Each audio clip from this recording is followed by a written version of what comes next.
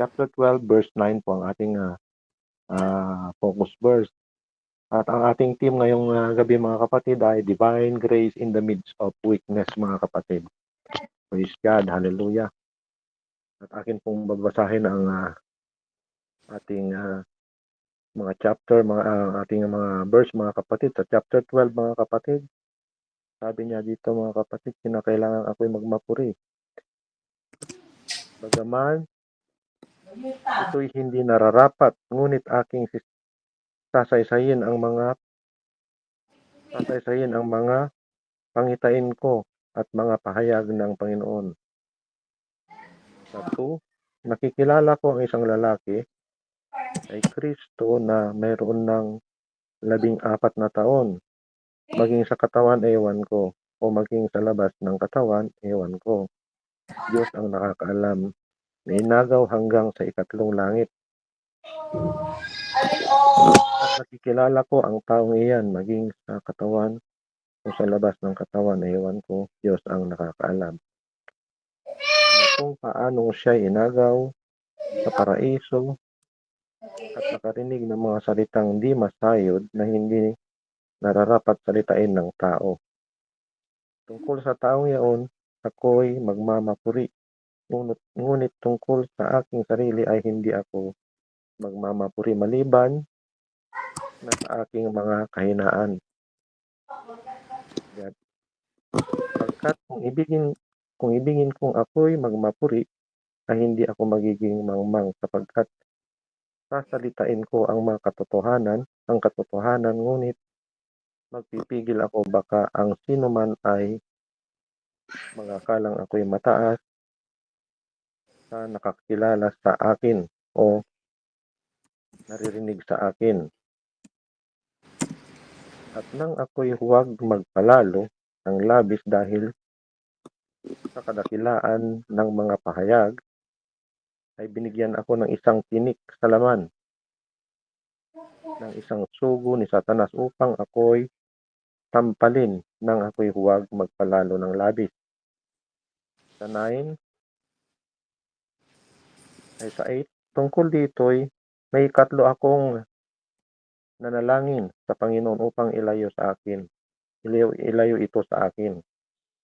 Sa 9, at siya'y nagsabi sa akin, ang aking biyaya ay sapat na sa iyo sapagkat ang aking kapangyarihan ay nagiging sakdal sa kahinaan. Kaya't bagkus akong magmamapuri na may malaking galak sa aking kahinaan upang manahan nawa sa akin ang kapangyarihan ni Kristo. Sa 10, kaya nga ako'y nagagalak sa mga kahinaan, sa mga pagkaapi, sa mga pangangailangan, sa mga pagkausig, sa mga naghihinagpis dahil kay Kristo sapagkat pagka ako'y mahina, ako nga'y malakas. Praise God, hallelujah. Praise the Lord, hallelujah. At akin na pong tatawagan ang ating unang exhorter, si Victoria po. Praise God. Palakpakan po natin ang Panginoon. Hallelujah. Glory to the Lord. Narinig po ba ako? Amen. Hallelujah. So, ako po ay nagpapasalamat dahil po nabigyan po ako ng pagkakataon na magpaliwanag o magbigay po ng aking pong sariling opinion by the grace of God tungkol po sa ating pong topic kung saan ang 2 Corinthians chapter 12 verse 9 po. Kung saan, and Jesus said unto Paul, actually this is the during the time of Paul, my grace is sufficient for thee, for you, for my strength is made perfect in weakness. Hallelujah. So si Paul po, under the Pauline epistle, na kung saan ay nagko-cover ng 14, and I believe directly na meron po siya sinulat na 7 ating banal na kasulatan under the New Testament po. So si Paul po, bigyan ko po kayo ng konting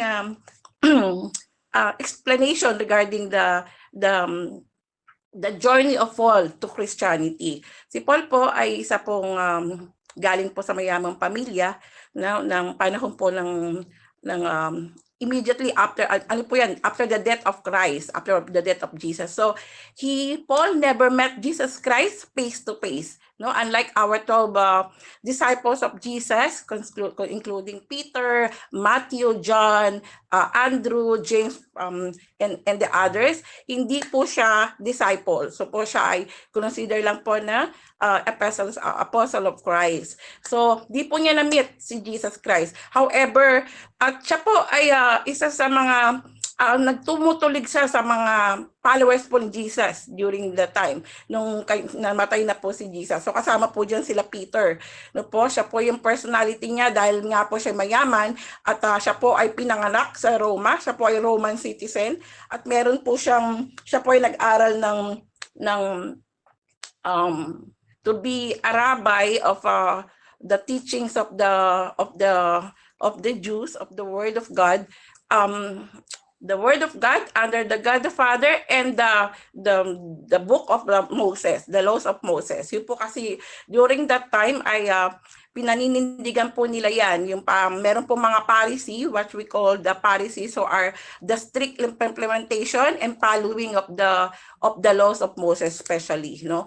Yun po yung ginamit nila against Jesus Christ that time.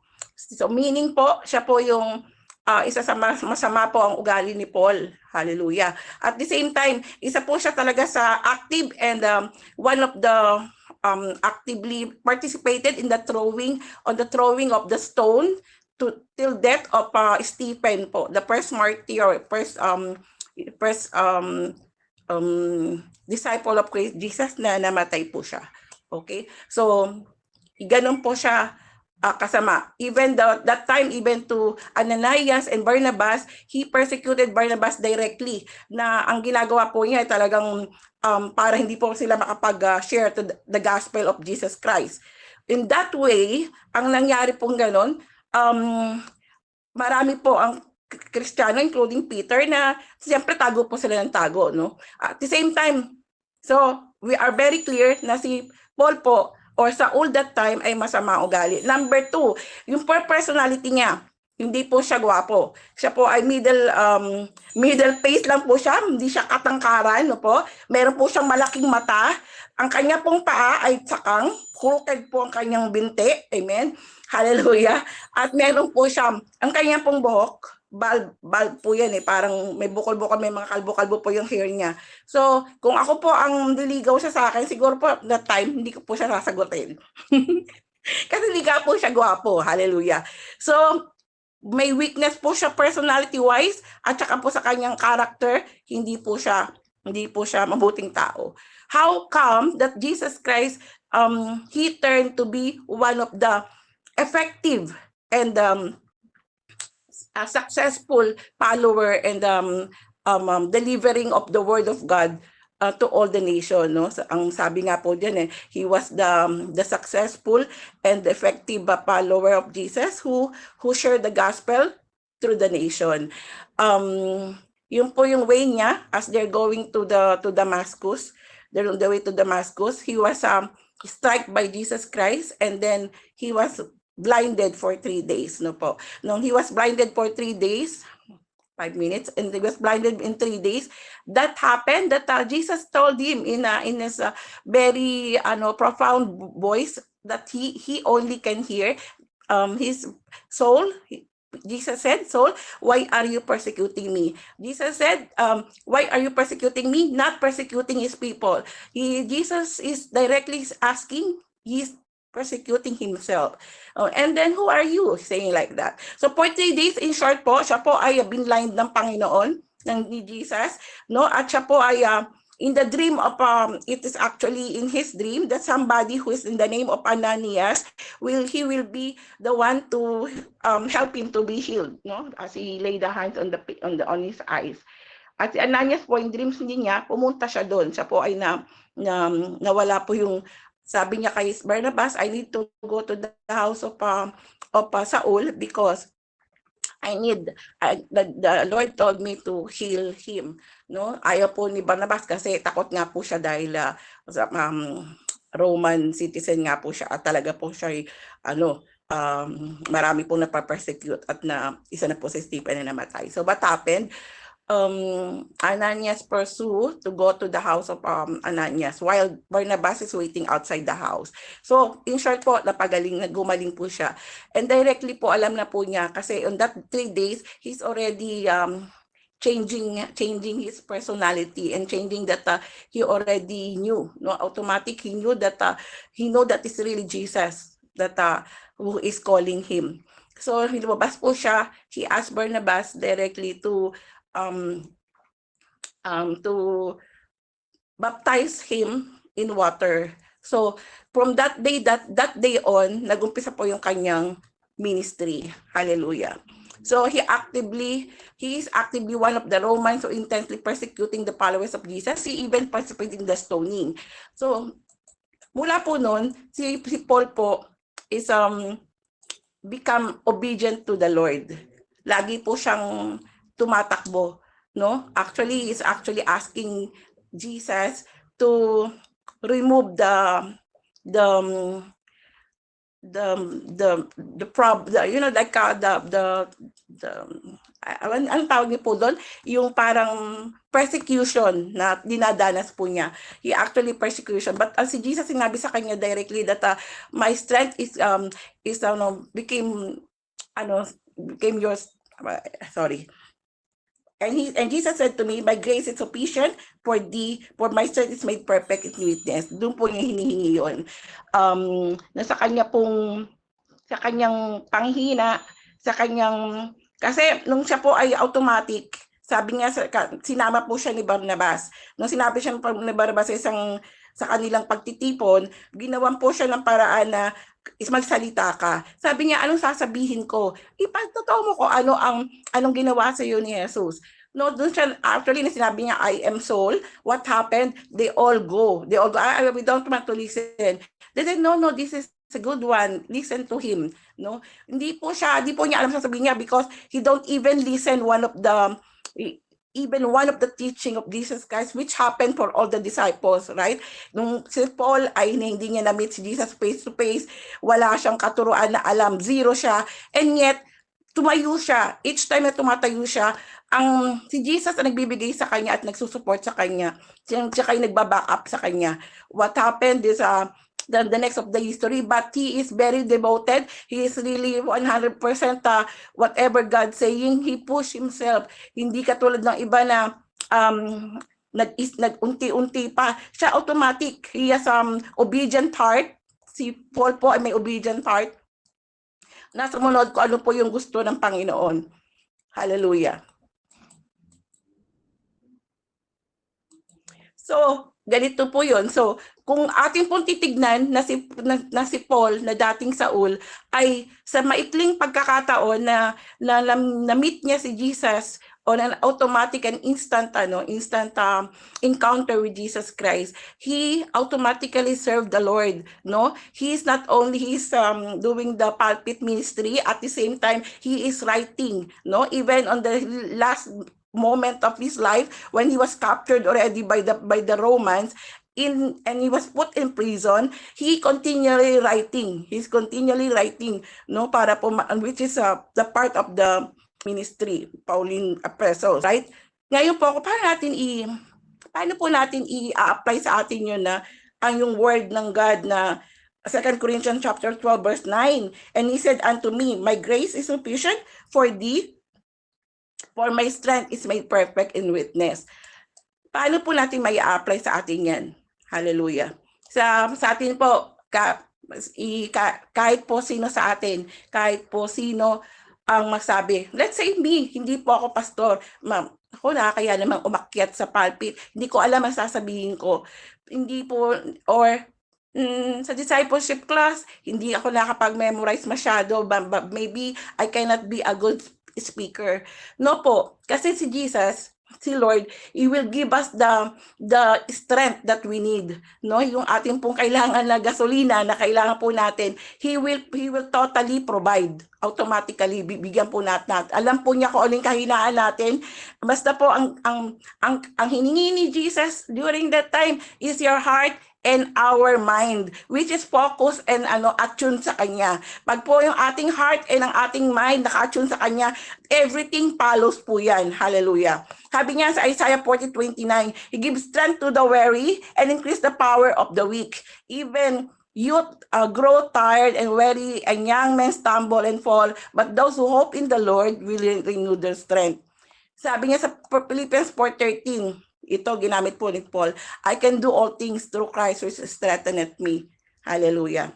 At ang isa pa po doon na ginamit na atin pong magagamit sa mga panahon ngayon, sa atin po na bitingin natin na marami tayong shortcomings, hindi lang po sa ating mga personality na hindi tayo knowledgeable or whatever, maski yung ating kakulangan, hindi ako yung paano ako haharap, hindi maganda yung posture ko or whatever, yung damit ko or whatever, no?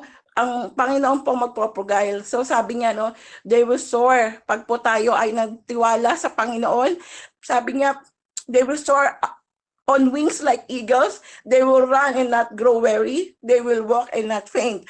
Pagka po tayo ay nanampalataya sa Panginoon, ang Diyos na buhay ang ating si Jesus Christ, which we give all the who's giving us all the power and all the strength that we need. He's giving us the desire of our heart. Whatever that we're doing, just give it to Him and He will do the rest. No po? So, sabi ni Paul na ito po, napakaganda na gusto kong gamitin, no? To live in Christ is to die is gain. Dumating na po siya sa point na sa kanya pagsaserve, he don't care as he is already in the prison, no?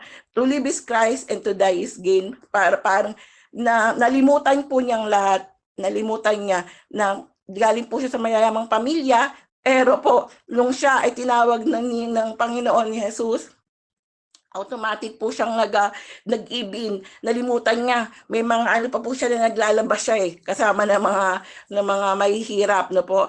Nakalimutan niya, pinalimutan niya yung na siya ay galing sa mayamang pamilya. At ang kanya pong binigay na nalimutan niya ang buhay ng pagiging masagana at galing siya sa tinitingala mula ng panahon na siya ay nagsilbi sa Panginoon. Kaya kung sa atin po, sa topic po natin na the grace of the Lord, no, is sufficient for us, no? We will never go weary. Kahit po sa pang bagay, magturo man tayo, para may pupuntahan tayong ibang bagay sa ating buhay, kung sa atin po Panginoon sa Panginoon natin na ibigay natin sa Kanya, whatever is the decision of God, let it be. And He will never forget us. So, yun lang po. Praise the Lord. Ating susunod na exhorters is Princess. Praise God. Hallelujah. Victoria. Thank you po. So, napakaganda po nung exhortation ni Mami. Very, yun na po yung context ng ating theme, yung ating verse. Nabigay na niya yung context or yung backstory. So, hindi ko na po ulitin yun. But, I'm so blessed by this message kasi naranasan ko po ito. I'm sure na rinig niyo naman po yung aking testimony. I think 2 weeks or 3 weeks ago. So, pinagdaanan ko po itong bagay na ito. And nagamit ko na rin po itong verse na ito noon sa topic natin sa Don't Watch. That ang theme ko po noon ay ano nga ba yun? The gift of imperfection is God's perfect grace. So, thank you po sa pagkakataon na makapag-exhort ulit. So mga kapatid, isn't it incredible how the Lord's grace shines most brightly against the backdrop of our struggles? Lumalabas at nagniningning yung biyaya ng ating Panginoon sa likod ng ating mga paghihirap at kahinaan. Ano po? Sa mundo natin po ngayon na madalas sinusukat yung pagiging strong sa pamamagitan ng mga nagawa natin, yung self-sufficiency.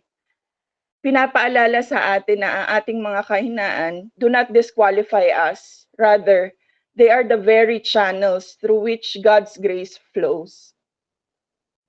Binanggit po dito ni Apostle Pablo ang tungkol sa tinik sa kanyang laman, di po ba?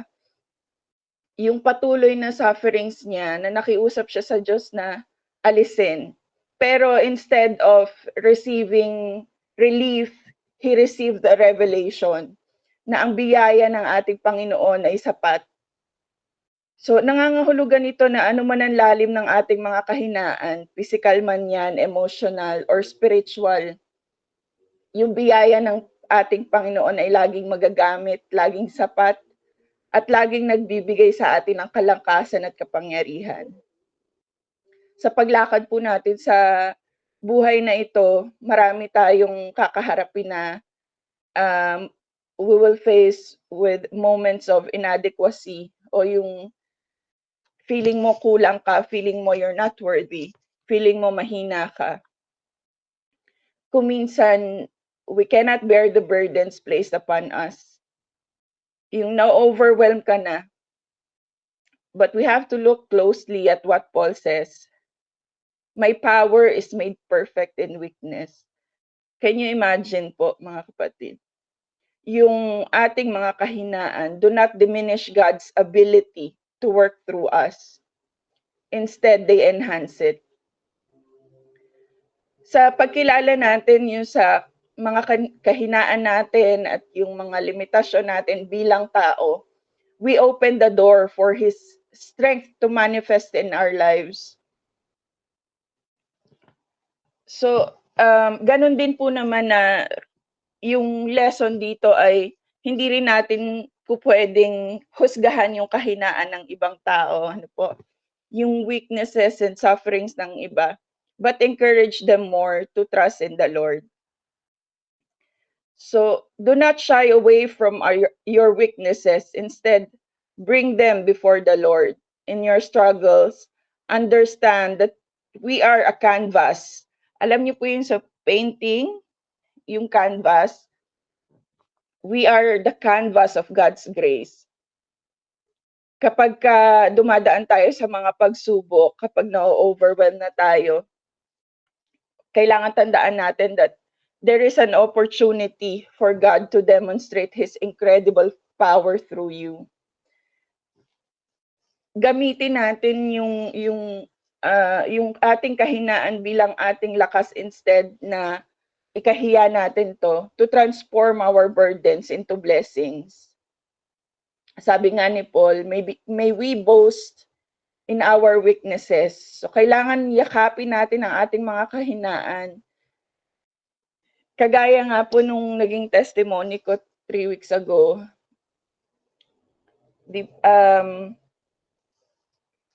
sobrang overwhelmed na ako, and then akala ko I was already immune to sufferings kasi bata pa lang ako, talagang marami na pong pagsubok.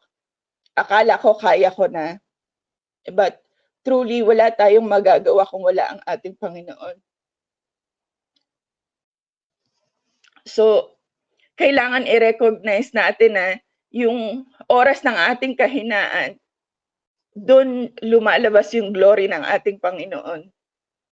In our brokenness, we can experience the fullness of His grace, which equips us to be more than conquerors. So meron pong tatlong takeaways dito sa theme natin na to. Yung una po, God does not always remove our sufferings. Hindi basta-basta inaalis ni Lord yung ating mga pagsubok, mga paghihirap. Instead, kung minsan ginagamit pa nga niya ito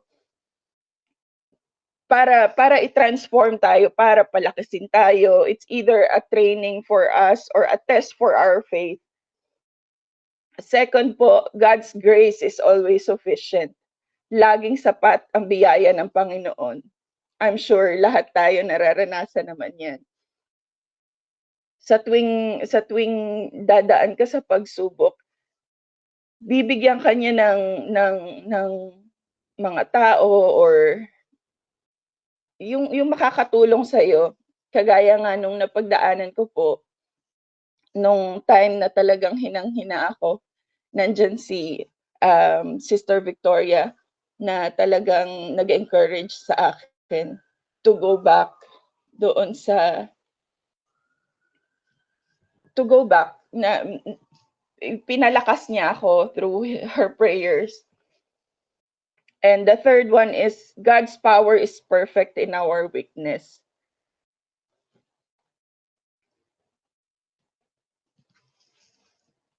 So yun nga po, God's power is perfect in our weakness. Sa panahon ng ating kahinaan, doon nga mas lalong lumalabas at nagsha-shine yung grace ng ating Panginoon. And for the application, number 1 is we have to pray for more of God's grace to strengthen us. Not necessarily ipag-pray natin na ma-solve yung problema, but for Him to give us more strength that we may be able to surpass what we are facing. And number 2, consider suffering as an opportunity for God's grace to work in us. So, sa ating mga kahinaan po, gamitin natin to as an opportunity para makita natin kung ano yung kayang gawin ng ating Panginoon sa ating mga buhay. And I'm sure we will not be disappointed. Number 3 is trust the sufficiency of God's grace. Yung kasapatan ng kabutihan at pagmamahal ng ating Panginoon, mga kapatid. Yun ang dapat natin laging pinanghahawakan at pinagkakatiwalaan. So stand firm in the promise that we are not alone. You are surrounded by divine grace, sufficient for every need, lifting you up and empowering you to fulfill the purpose God has placed on your life. Bumangon po tayo sa ating mga kahinaan and let them be the very platform from which God's power is displayed. Sa pagtatapos po ng aking exhortation, sana mabago tayo ng katotohanan ito. Let us go forth confident, knowing that in our moments of weakness, hindi tayo pinababayaan, kundi niyayakap ng isang mapagmahal na Diyos na nasisiyang ipakita ang kanyang lakas sa pamamagitan po natin. To God be the glory. Amen. Praise the Lord. Ang ganda ng mga exhortation na narinig natin mga kapatid. Nawa po ay nakapulot po tayo ng magandang aral mga kapatid. Praise God. Hallelujah. At para po sa ating conclusion mga kapatid, praise God. Sabi po, ang ating tema ay God's grace in the midst of our weakness mga kapatid. Praise God. Lahat po tayo